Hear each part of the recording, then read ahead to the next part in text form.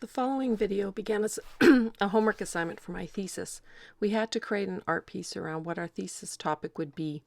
At the time I began this image, we were halfway through the course and I was still unsure or not quite clear what my topic would focus on.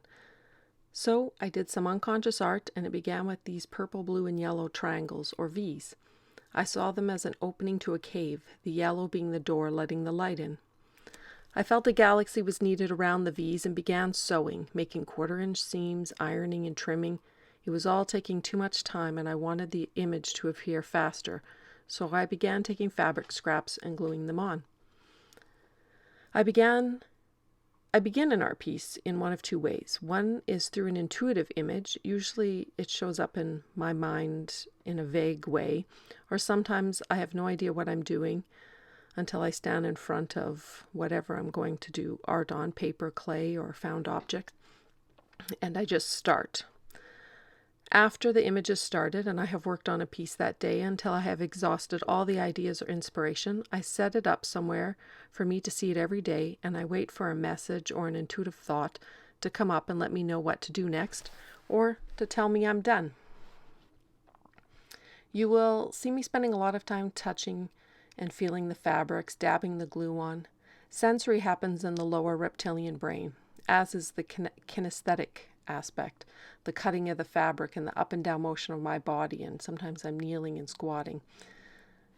Choosing the colors and shapes of the fabric is a midbrain activity. Shapes are perceptual. Perhaps you know someone who is left brain and great at packing the trunk of your car. This shows up in art with shapes well defined and are fitting together nicely. My using precise measurements, cutting and sewing at the beginning of this project, which isn't in the video, shows a strong aptitude for the perceptual, where now my shapes sometimes overlap and they're less defined.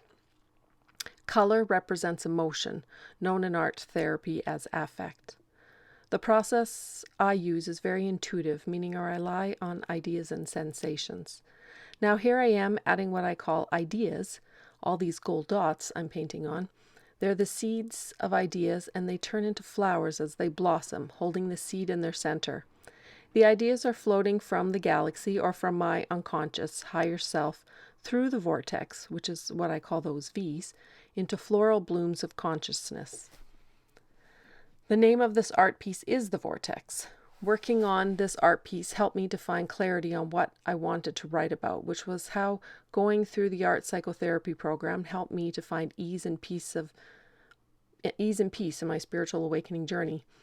Only I would find out that I was simply pulling this phrase, spiritual awakening, from social media and perhaps some mystic or esoteric books I read a decade ago, but I had no idea what it actually meant. In my journey of researching a spiritual awakening and how art played a role in that process, I discovered its symptoms, how to diagnose it, and treatment ideas. This blew my mind. The West had a perspective on this. I thought it was all just mystic and esoteric gurus. I became even more shocked when I discovered the spiritual awakening is a diagnosis in the DSM. The DSM is a diagnosing manual for psychiatrists. Anger filled me. I had been struggling with these symptoms for close to 20 years, and psychiatrists like Carl Jung, John Weir Perry, Stanislav Grof, and Roberto Asciagioli already had this process figured out, yet no mental health professional offered this as a diagnosis to me.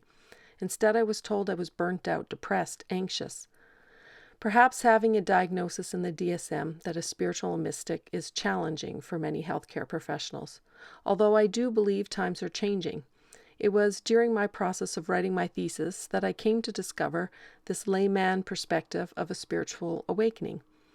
My objective moving forward is to bring a real down-to-earth viewpoint on awakening, and I've chosen to change the word to spiritual realization. I have heard the term spiritual awakening for the last couple decades of my life. The word sounds amazing, and I have identified with the term and the process of like the esoteric and mythological and mystic approach, but never quite got it until now. With this layman's way of understanding the self-realization process is where I would like to begin my journey with all of you.